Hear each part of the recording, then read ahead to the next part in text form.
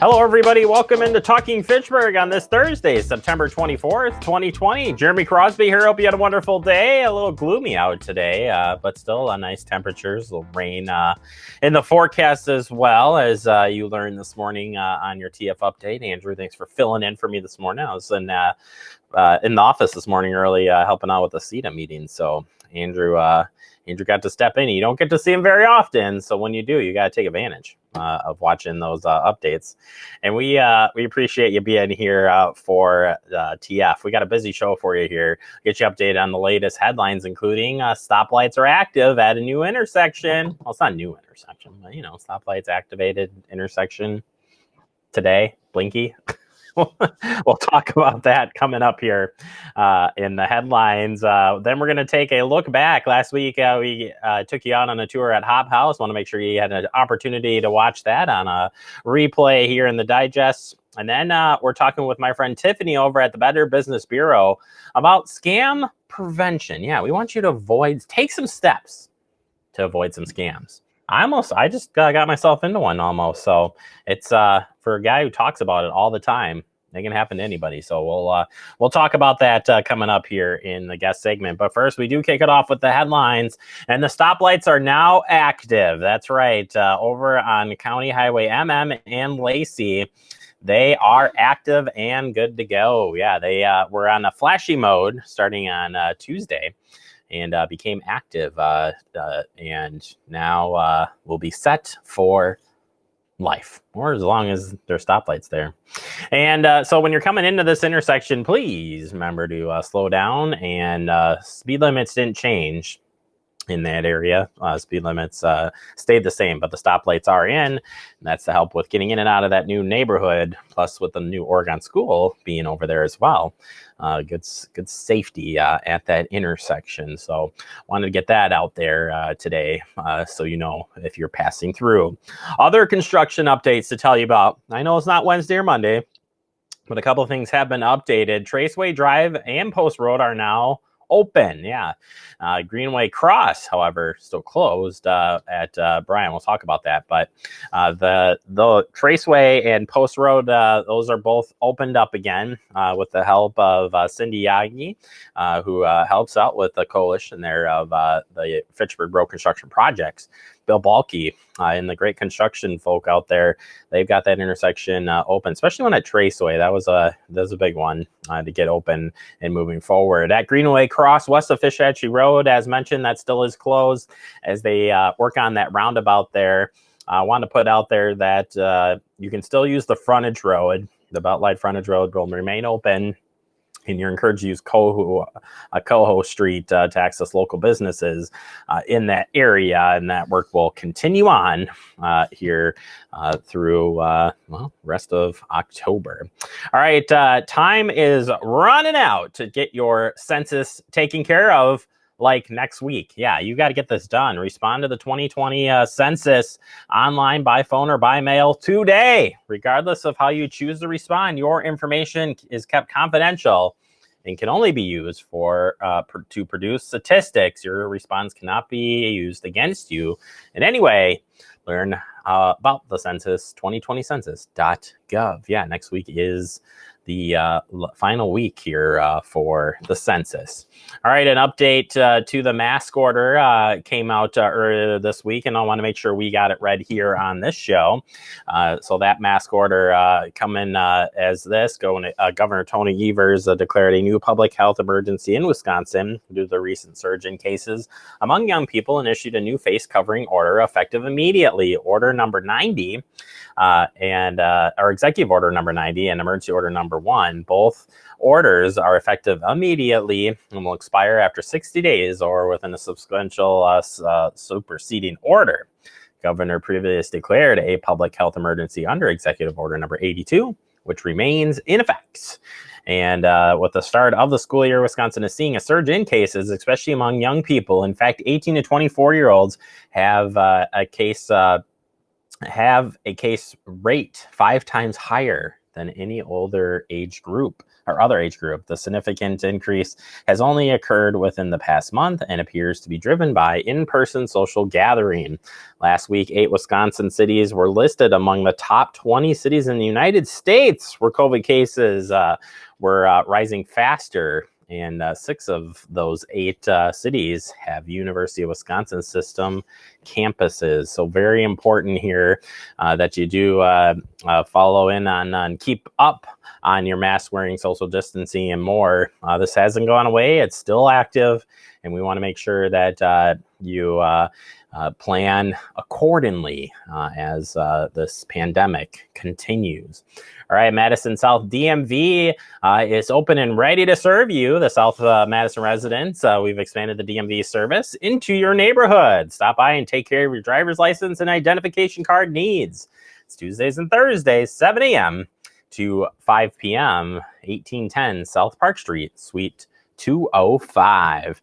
Finally, I want you to be careful this fall as you get ready to go out and check the colors and I'll do all those fun fall activities. I want to make sure you keep this in mind. As the days get shorter, prepare to spend more time driving in the dark.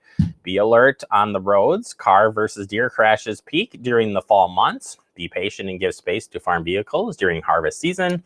And be cautious when driving or braking on leaves because you will slip and slide. All of that coming up here as we switched into fall this week. All right, that does it for our headlines. Coming up next, we open up the digest. We'll take a tour, take you back out to the Hop House here in Fitchburg. That's next right here on Talking Fitchburg. Behind every 2020 census taker's mask is a friendly neighbor. They're teachers, retirees, vets, people committed to doing right by getting the count right. If you haven't responded yet, they'll be stopping by to ask some simple questions that will inform how billions in federal funds are spent on local services every year for the next decade. So when they come knocking, say hi from a safe distance and do your part to support your community. Time is running out. Shape your future. Start here at 2020census.gov. Welcome back into Talking Fitchburg in the Digest. Today we're taking a little rewind. Yeah, we're going to take you out to the Hop House in Fitchburg. If you haven't been out to their new location, well, we have you covered. We took a tour last week. We showed you this, but we want to make sure you had a chance to see this great new facility. I guess ultimately Hop House was kind of started in Colorado in a way. We moved out there in 2010 and things were kind of starting here as far as craft beer goes. New Glarus was obviously around, Ale Asylum, and Carbon 4, I think had just come to the scene, or maybe they just opened when we got back. I can't recall exactly, but anyways, it was just kind of starting here and, you know, we were interested in it, but we got out to Colorado and it was everywhere. I mean, everyone was brewing, all of our friends. So that's kind of where Phil started learning how to brew, was out there. And then when we moved back, after we had our first son, we decided that opening a brewery was in our 5-year plan. So about 2.5 years after that is when we opened in Verona in 2015. And I mean, that's been amazing. You know, we were kind of growing right from the start, getting more fermenters. Then we started doing distribution. So, you know, once we kind of got that all figured out, I would say we started looking for a new place to expand to. Probably, let's see, if we opened in 15, by like 2017. And the funniest part is this is exactly where I wanted to be. I mean, from day one, this is right where I wanted the bigger place to be. But there was just nothing for sale at that time over here. So we looked around at a bunch of different places and everything. And then almost 2 years later, we got a call from Ryan over at Race Day Events. And he said, hey, I've been talking to this builder and they've got this land and, you know, maybe we can split it because we don't need the whole thing. So we came over and looked at it and we're like, oh my gosh, yes, this is exactly where we want to be. So it just kind of took flight from there and it's been amazing so far. We had so much support in Verona. It's been amazing. And still, I mean, everybody asks like, oh, how is Verona doing? I'm like, Verona's still over there just rocking it. So, I mean, it's awesome. We love that we can stay there and that everybody supports it, because I think the two places do have enough difference, both in vibes and stuff like that. There are things over at Verona that we have that we don't have here and vice versa. So it's just kind of a what are you in the mood for today type of thing. You know, everybody in Verona, like, we need more bathrooms. Do you have like people want to rent out event spaces? I mean, not so much right now, but when we were in the planning stages, that was a big thing. You know, more of a full service food menu, things like that. So we kind of tried to address all of those issues, more outdoor space. So we kind of tried to address all of that when we were designing this facility, and I think it's worked out pretty well. So the space here, it's 10,000 square feet is the footprint of it. About half of that is the brewery at this point. So in Verona, we have a 3-barrel system, and here we have a 15-barrel system. So it's quite a bit bigger, and the fermenters are bigger, all of that. So that takes up about half of it. And then the rest of it is kind of split between like the kitchen dining area, the bar tap room area, and then there's the event space, which right now, with the capacity issues and stuff like that, we're just using that as kind of an expanded dining room, just to be able to fit more people in at this point, because no one's really looking for events either. So that actually worked out pretty well given the circumstances. And then there's this rooftop patio up here, which it's crazy to look around. It doesn't feel like it, but this is almost as big as our whole Verona tap room. Yeah, which is crazy. Verona's laid out differently, obviously more long and narrow than this, but yeah, this is almost the same space as Verona. So it's quite a bit bigger, full kitchen. You know, there's a bar downstairs if you want to sit at the bar, again, with numbers, blah, blah. But yeah, so it's got a lot more open space for people to be in, more outside. So yeah. Well, it's funny because one of the things that was really important to us about opening in Fitchburg was that we could have a full liquor license. Because, you know, there are just people that they just don't come to the Verona location because they like liquor, and we don't have liquor there. So we do have a full liquor license here. We have wine, beer, all of it. And so I really thought that there would be a lot more liquor sold initially, but I mean, really, like, beer is crushing it, which is awesome. I mean, that's great that, you know, that's what we do. So that I've been really pleasantly surprised with that, but we do have it just in case. But I think, you know, we've always been about community and wanting people to have a place where they can go and just be with friends, meet their family, things like that. And even in the weird times that we're in, I think people are still finding ways to do that safely, with distancing and masks and all that. But we just want people to be able to come here, have a good time, maybe have a bite to eat, have a couple drinks, and just enjoy their time while they're here. So I mean, if you're sitting at the bar, right, you can see where they actually do the brewing on those 3 tanks, and then you see a bunch of the fermenters there right in front. So just really quickly, they do a brew day. It's about 6-7 hours, and then everything goes into the fermenter. That's when you put the yeast in, and the yeast is what sits there for another 8 to 10, 12 days, and that's what makes the alcohol, right, in the product. So then you take it out of that, and you can either keg it or can it, which is another thing that we have here that we didn't have at Verona, is the canning line. So that's pretty exciting that we get to have everything in-house here. It all comes out of Fitchburg, so that's another really exciting thing. But yeah, so the brewery it's pretty impressive when you're sitting down there at the bar and there's these huge stainless steel tanks. It's just kind of overwhelming, but that's what we wanted. We wanted people to be able to see that and feel like they're really at the brewery. So right now, still the hashtag hazy is a huge seller, which is fantastic. That's the first hazy that we ever brought out about, I'd say probably a year and a half ago at this point. And that one people just love. It's a fantastic beer. Right now we've got the Let's Fest on, which is Oktoberfest. So given that it's September, that's a perfect time of year for that. So people are enjoying that one. And then another brand new one that we have is called Where's My Boomerang? And it's a double IPA. And that one is, if you like IPAs, I mean, that one is like, wow, it's amazing. People just love it. So, you know, we always try to have kind of an array for people.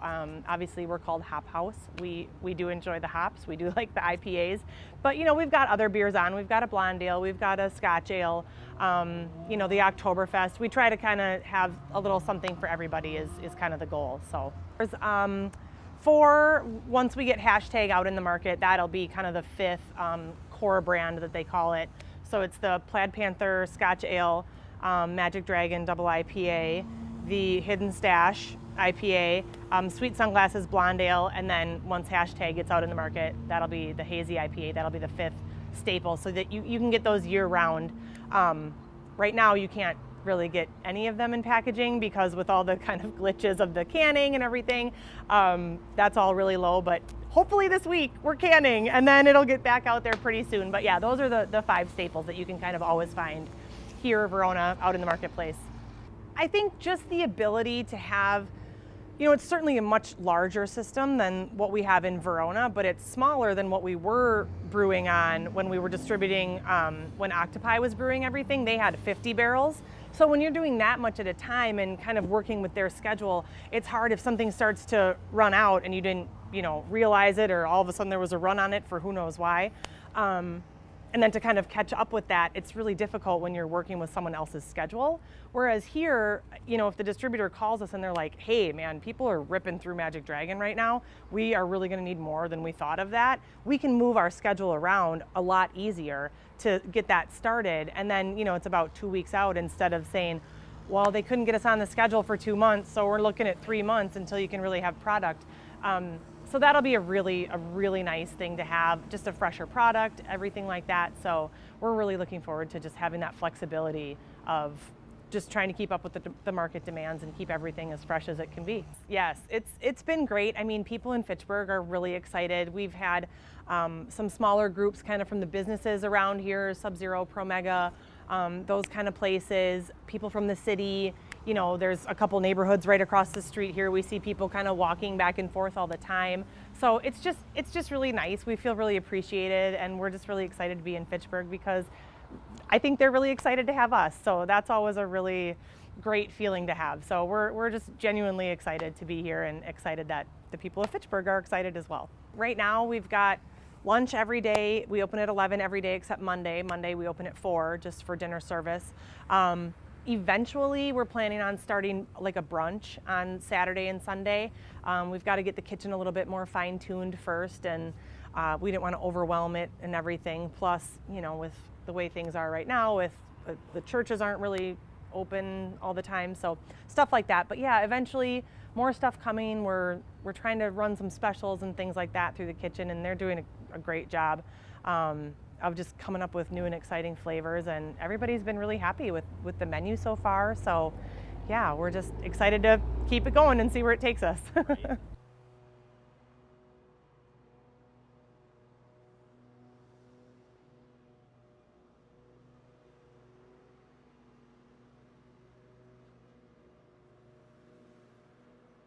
All right, there you have it. My new home away from home. It's at the Hop House. Just kidding. My wife says I got to stay here. Yeah, okay. All right, we'll take a quick break. No, we're not wrapping up the show. We're going on to the next segment. Coming up, we head out to the Better Business Bureau. We're talking with Tiffany and how to stay scam-free. It's next right here on Talking Fitchburg. See on page 4 that the projections need to be flood. Next Thursday? Seriously? Thursday? Can't do that. This is really inconvenient. I have yoga that day. I have no time for this. So. I can't do Thursday, but I can do Friday. Disasters don't plan ahead. You can. Talk to your loved ones about how you're going to be ready in an emergency. Don't wait. Communicate. You're the engine that makes all things go, and you're always in disguise, my hero. I see your light in the dark, smile in my face when we all know it's hard. You're doing a good job, a good job. You're doing a good job, don't get too down. The world needs you now, know that you matter. Welcome back into Talking Fitchburg. Join me today for the Better Business Bureau, bbb.org. You're going to want to check in on them, and we're going to check in with Tiffany. Tiffany, how are you doing? Great. How about you? Doing good. Now that we're going to be talking about top steps to avoid scams. You've been great at sharing with us great tips on all sorts of subjects. But today, maybe looking this a little bit broader and some steps here to avoid scams. We're dealing with a pandemic. Some people have wildfires going on. There are so many things happening. And as you've told us in the past, scammers love jumping in on these opportunities. So let's start with the first one. Never send money via gift card or wire transfer. boy, does this one get under my skin. Gift cards are the new way that scammers are scamming people out of money. They ask for gift cards. It's usually an urgent request, and they ask you to go purchase X amount of dollars of Apple iTunes gift cards, Amazon gift cards, prepaid debit cards, and scratch off the numbers and either email or text the numbers back to them. As soon as you do that, your funds are gone. Gift cards are an untraceable form of payment. So if you have done that, you can consider your money gone. And any reputable business will never ask for payment by gift cards. Just think about that. Does this seem legit? If they're asking for gift cards, wire transfer, prepaid debit card, doesn't really make sense. It's probably a scam. I would say more than probably a scam for that matter. Government never asks you to pay by gift card. Remember that, folks. Please remember that. Avoid clicking on links and opening attachments of unsolicited emails. Scammers love to lure their victims in with nuggets of information that seem true. They may send an unsolicited email with an unsolicited link saying, hey, open this for more information or to view some photos. You click on it, and if you click that link, it could download malware, spyware, ransomware to your computer. Once you've clicked that link, they can get any information off your computer that they want if that's connected to some type of ransomware or malware. So if you don't know who the email is coming from, if it has an unsolicited link, don't click on it. Just delete that email and try to block that sender. Yeah, super important. If it looks fishy, it's probably fishy. It's as easy as that. Don't believe everything you see. Boy, that's a tough one. Scammers are great at mimicking real logos, real information. They do this professionally. So make sure if you visited a website that you have the right website. If you're looking for a government website, every government website will end with .gov, not .com. Look at those website addresses. Are they accurate? Are they using an E for a 3? Make sure that you have the correct link when you're looking for something, especially when it comes to the IRS or any other type of government entity. Social Security, extremely important. Yeah, a lot of times you might see a whole bunch of garbage after even that link for the link, and you can always right click on the link and check that out too, see where, you know, what it actually is before even clicking on it. So a lot of these not legit for sure. Double checking your online purchases as we go into the holiday season, and I suspect a lot more people are going to be doing online buying if they haven't already. Checking to make sure before you check out that it's legit secure. How do we do that? Especially as we move into the holidays. Cyber Monday is going to be bigger than any other Cyber Monday we've had, considering that we're in a pandemic.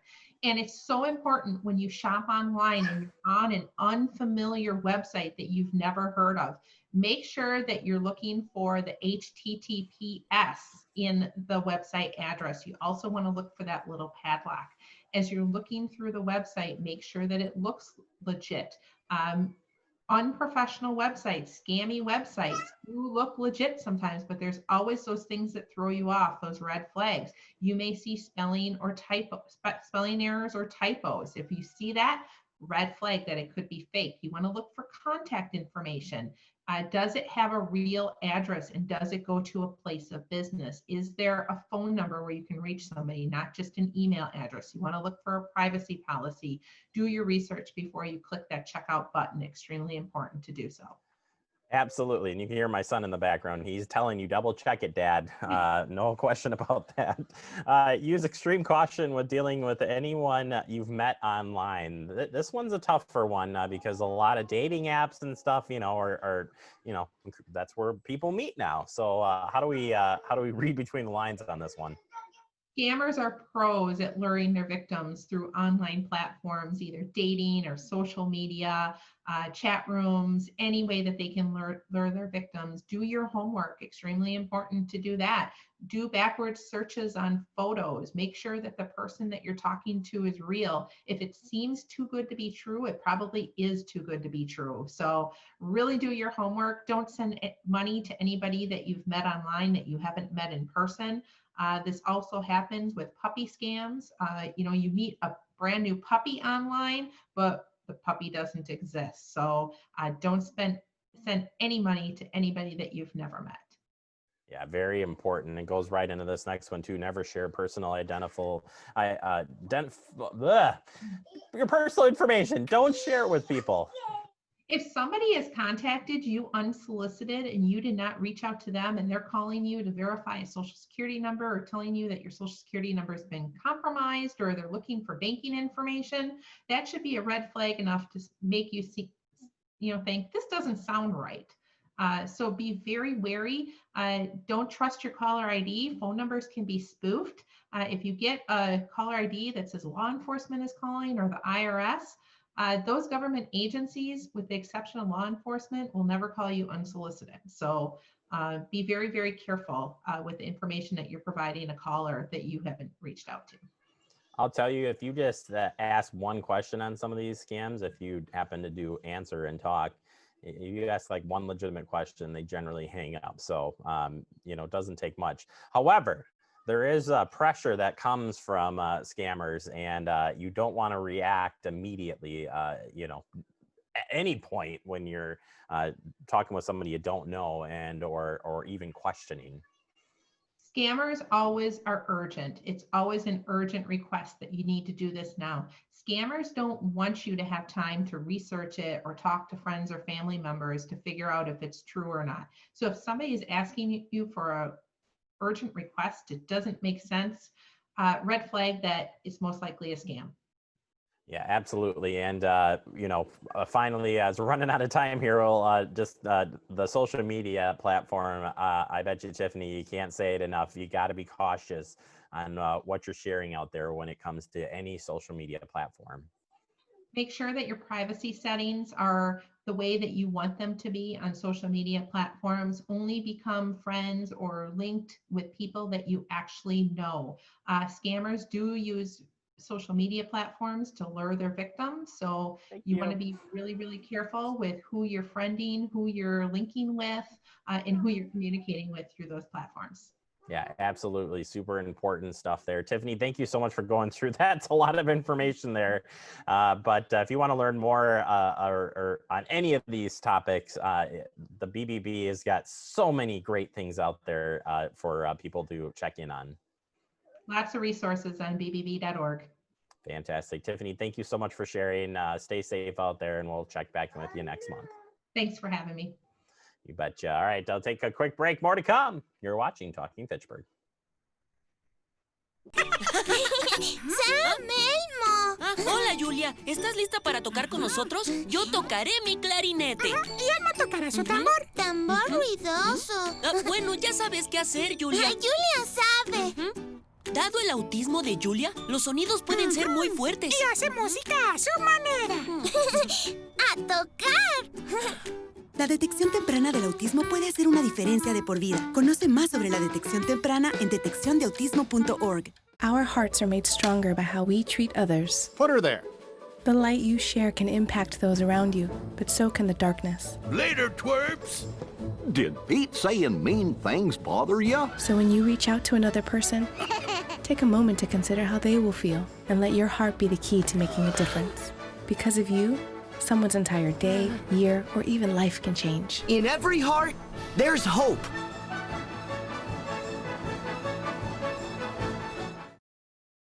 Welcome back into Talking Fitchburg. Wrapping up the show for the day. I want to thank Tiffany over the Better Business Bureau for helping us out. We'll check in with her one more time as she gives us some great safety tips. And we have a lot of great guests here on the show. We're really thankful to have all of our guests help us out each and every month, providing you great information here on Talking Fitchburg.